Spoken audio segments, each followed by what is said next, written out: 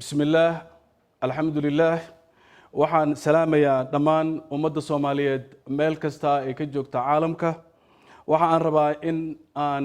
shirkan jaraa'id idinkula wadaago dareenkayga ku wajahan xaaladda guud ee dalku marayo iyo guud ahaan geedi socodka doorashooyinka dalka hadda ka socda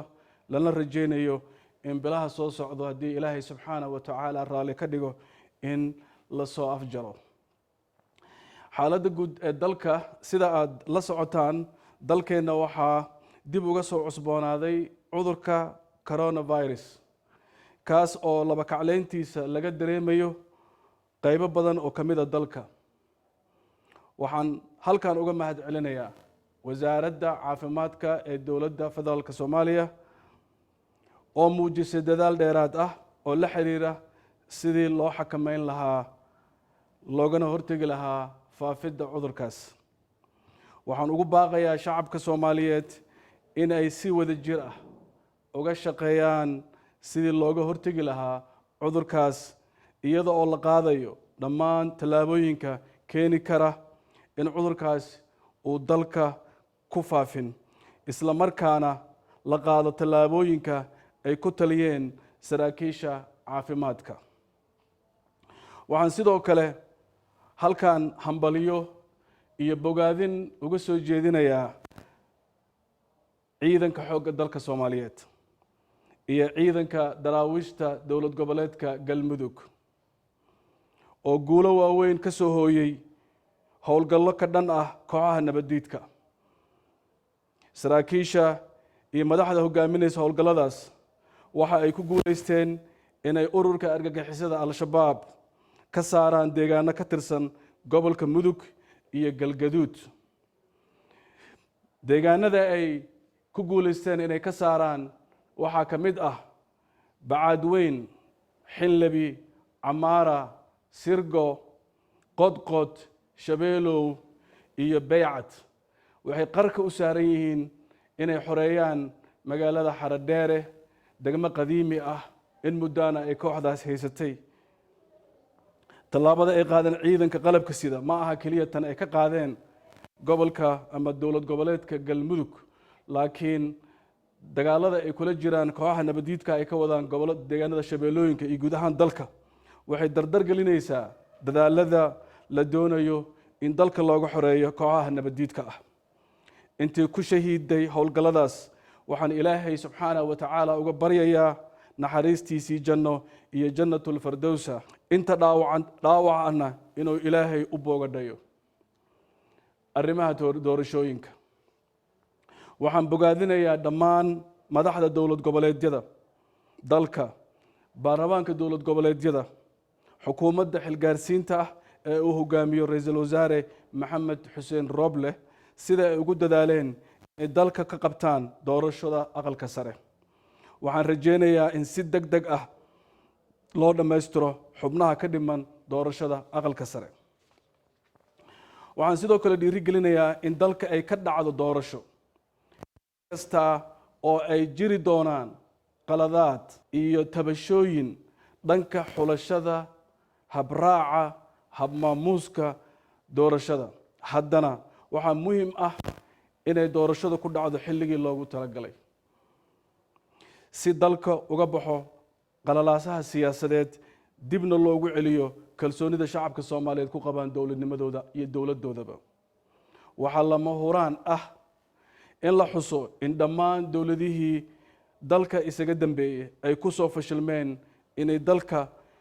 uu ka baxo xaaladda ku meel gaarnimada amba afka qalaad lagu yiraahdo transition amba waxa la yiraahdo permanent transition taasoo sabab u ahayd in 15 sano ugu dambeeyay aanay shacabka Soomaaliyeed helin dowlad kafaalo qaada amnigooda iyo adeega asaasiga ah ee qof walba oo Soomaaliya ah xaq ugu leeyahay dowladdiisa tala soo jeedin haddaba annaga oo ka turjumayna xaaladda qatarta ah uu dalkeenu ku jiro xilligan kala guurka ah waxaan soo jeedinaynaa qodobada hoos ku qoran dhammaan siyaasiyiinta kala duwan ee uu hanka iyo hamiga hogaamineed ku jiro waxaan kula talinaynaa inay danta guud ka hormariyaan danta gaarka ah una turaan dalkooda iyo dadkooda in la xaqiijiyo in doorashooyinka ku dhacaan xilligii loogu talagalay loo iclaamiyey caqabadaha keeni karaa in doorashooyinku dib u dhacaanna si wada jir ah looga wada tashado xal wada jir ahna looga gaaro waxaan ka codsanaynaa madaxda dowlad goboleedyada iyo xukuumadda xilgaarsiinta inay fududeeyaan doorashada golaha shacabka si loo ilaaliyo xasiloonida iyo guud ahaan deganaanshaha dalka waxaa hubaal ah haddii la helo siyaasad degan in la heli doono doorasho degan oo natiijadeedu lagu wada qanacsan yahay isqabqabsiga siyaasadeed ee dalka ka jira waxa uu targeliyey amniga iyo geedi socodka arrimaha doorashooyinka dalka sidaas daraaddeed waxaan ku baaqaynaa in ciidamada ammaanka ay ka fogaadaan ku milanka siyaasadda dalka sida keliya ee looga bixi karo xaaladda adag ee uu dalkeena ku jiro waa in si niyad sami ah isku kalsooni ah wadaniyad ku jirto u wada hadlaan dhammaan saamilayda siyaasadda si loo dardalgeliyo loona turxaan bixiyo geedi socodka doorashooyinka dalka waxaan baaq u dirayaa ganacsatada ururada bulshada rayidka ah odayaasha dhaqanka ah haweenka dhammaan guud ahaan ummadda Soomaaliyeed inay qayb ka noqdaan qaabkii doorasho la wada ogol yahay ee dalkeena uga dhici lahayd madaxda dowladda federaalka ee waqtigeedu dhamaaday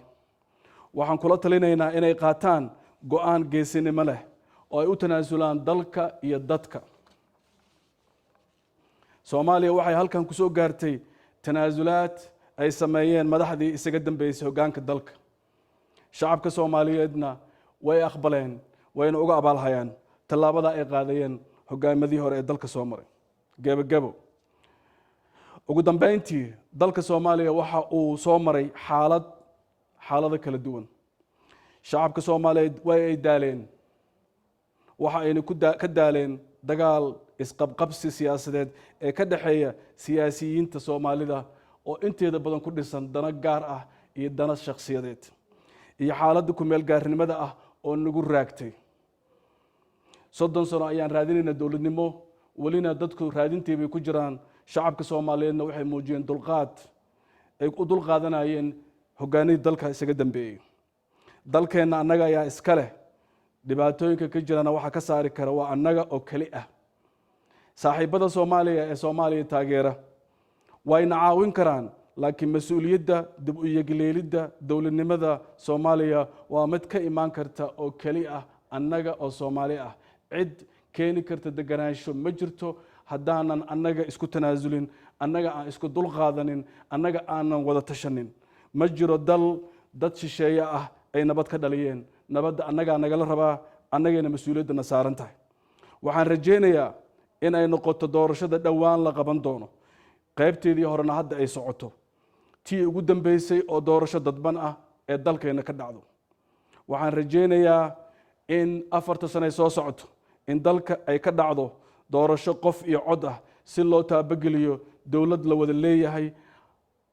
ay hoggaankeeda soo doorteen shacabka Soomaaliyeed wabillahi tawfiiq assalaamu calaykum waraxmatullaahi wabarakaatuh